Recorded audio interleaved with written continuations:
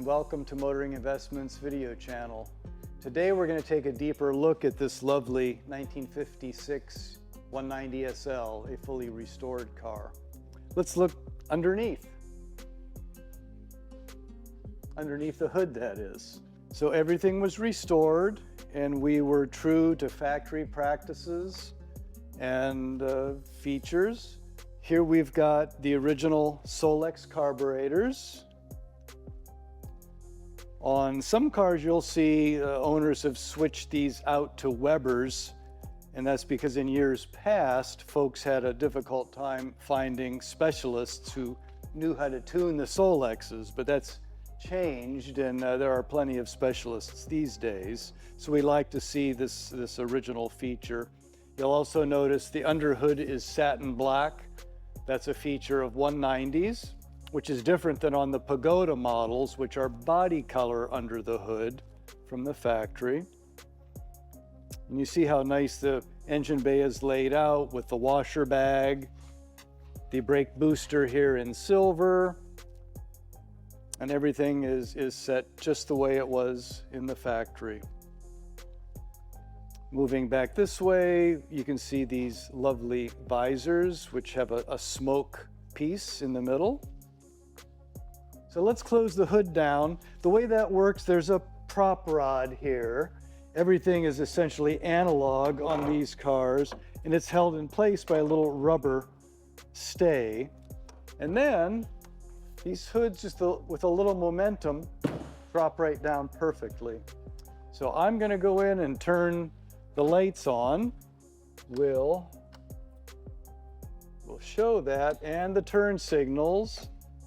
There's our left turn signal, and then we'll move to the right turn signal.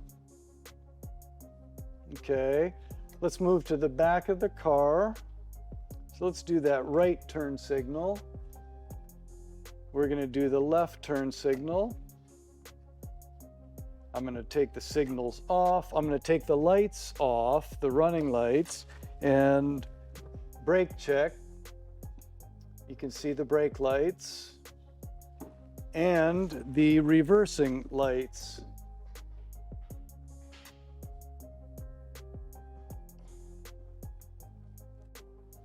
So I'm going to put the key on. You notice the ignition light comes on. This is the choke, and that puts this little light on here, a white light, so you know the choke's on as a reminder. You might also hear a little motor whirring. That's an auxiliary fuel pump we've added at the back of the car. You notice the noise stops here. The purpose of that is because classic cars tend to sit for weeks without use. And when that happens, the gasoline sometimes drains back the lines or evaporates.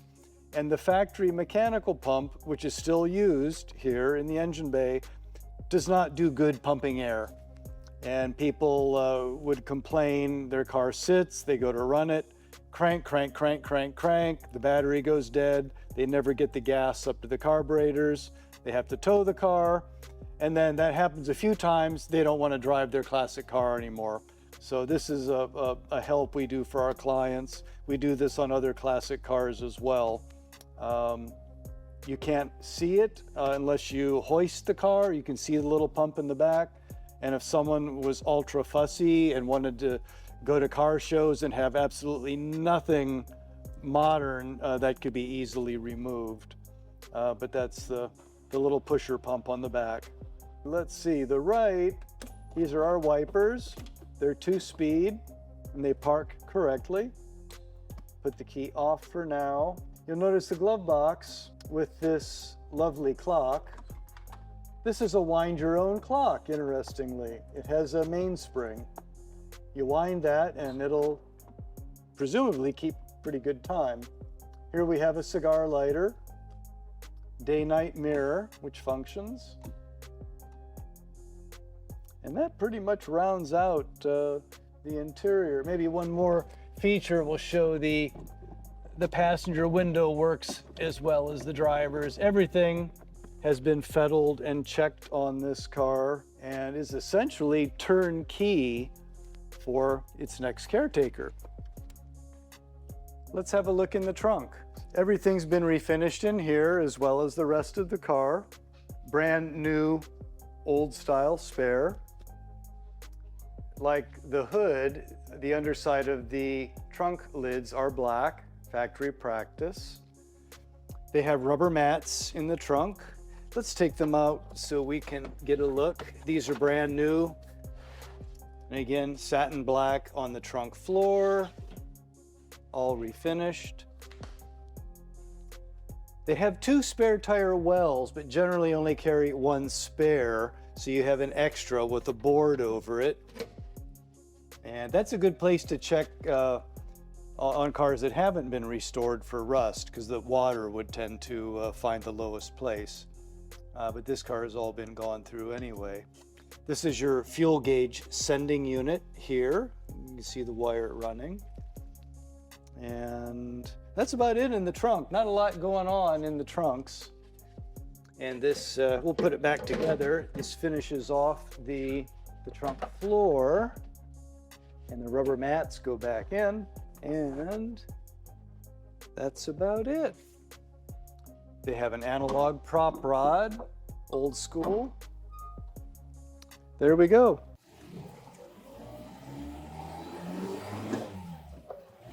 Today we're demonstrating this 1956 Mercedes 190 SL. It's a car that we fully restored for our client. And our client bought this car in 1972 in California.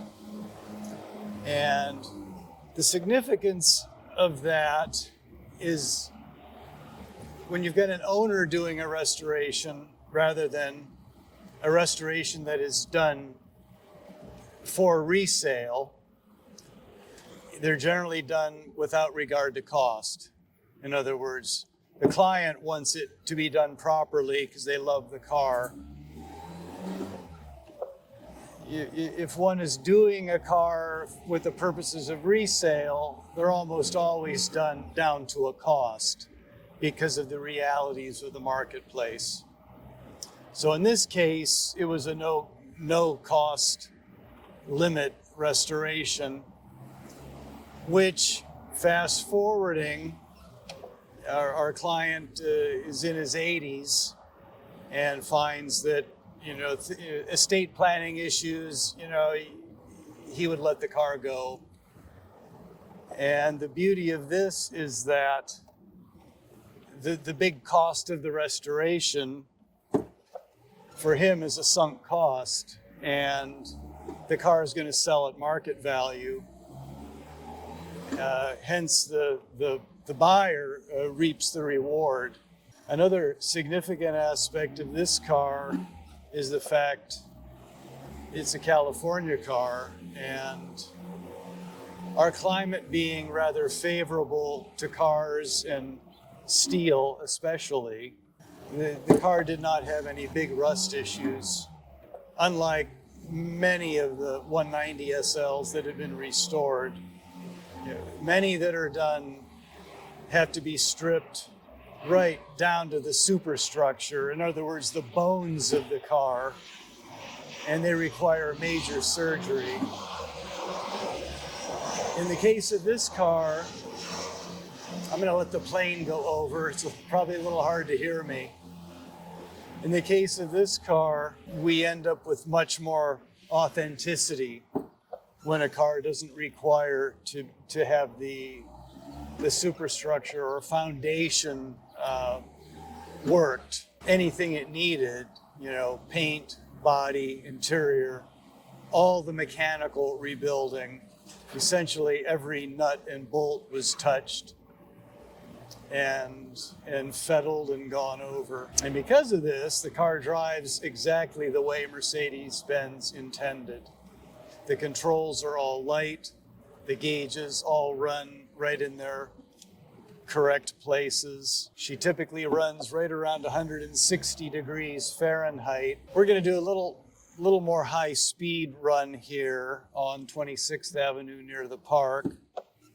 So hopefully we don't have a lot of wind buffeting. I won't be going super fast. This is just a 35 mile an hour zone. But at least I can get it up in all her gears, mindful of traffic ahead of me, of course. We're actually within Balboa Park right now, the famous San Diego Balboa Park, which contains the San Diego Zoo. So it's really a lovely place for a drive.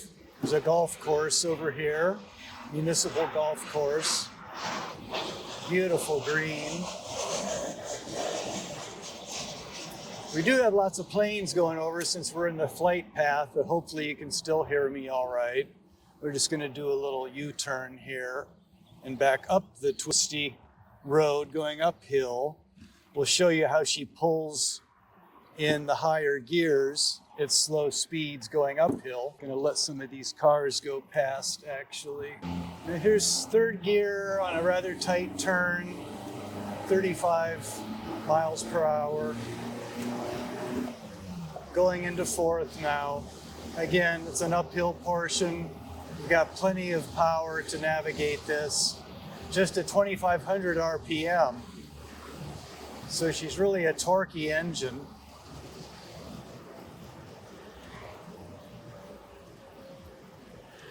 I like to say that these cars are from the analog era, since there's nothing digital about them.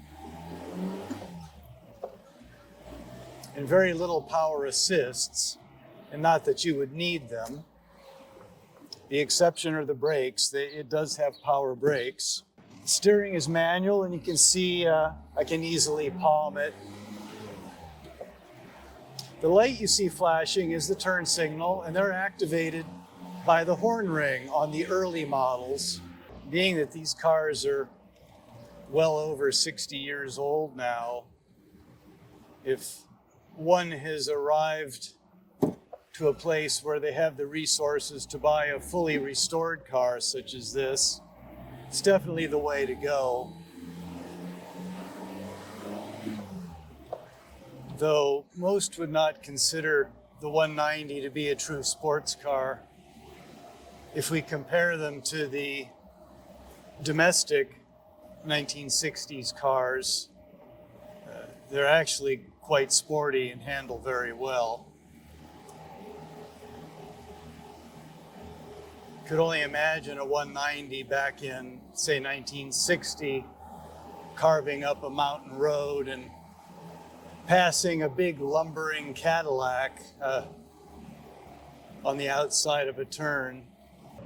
European cars were always slanted more towards handling than the older domestic cars. Maybe a different story today.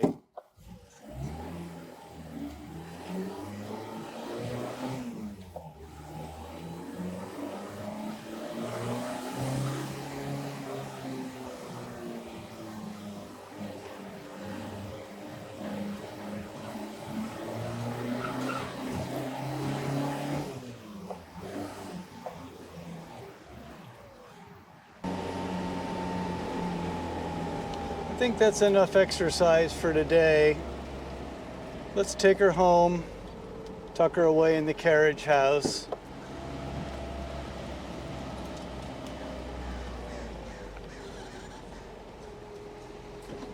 Featuring this 1956 Mercedes 190 SL, which we have fully restored.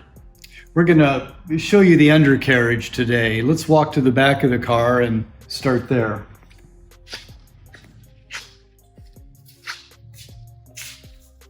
From this vantage point, you can see that everything is virtually new or rebuilt or refinished, from the gas tank to the stainless steel exhaust system, which is an upgrade. You can see all the rebuilt suspension components, the Bilstein shock absorbers, fuel lines. This color, incidentally, is called sandalwood, and it's the color of most 190 SL undercarriages from the factory. The exception are the very, very early 190s, which were black. That was only maybe a couple hundred cars. The rest were this sandalwood. You'll see some cars with body color undercarriages, and that's a choice of some owners that are having their cars restored, or by various restoration companies who either don't know any better or they think it pops or their clientele prefers that. But if one wants factory, this was the factory practice. Moving forward, you can see how clean everything is. It wasn't just cleaned, it was all rebuilt and fettled and gone through. You can see the suspension here. And we're going to come around with our videographer to the front of the car and show, as we walk around, you can see all the features. And you can sight down the sides of the car and see how lovingly everything was finished, from the hubcaps to the chrome to the paint to the rocker moldings. This is a Jackport cover. Everything was done to factory specs, including the body color paint on top of these nylon gaskets. That's something that intuitively we might think, oh, it shouldn't have paint on them, but the factory assembled the cars with the gasket and then the cars were painted. So this is a correct feature with paint on top of this gasket. So that's everything for today. Thank you so much for watching. Feel free to follow along and like this video if you enjoyed it. Bye for now.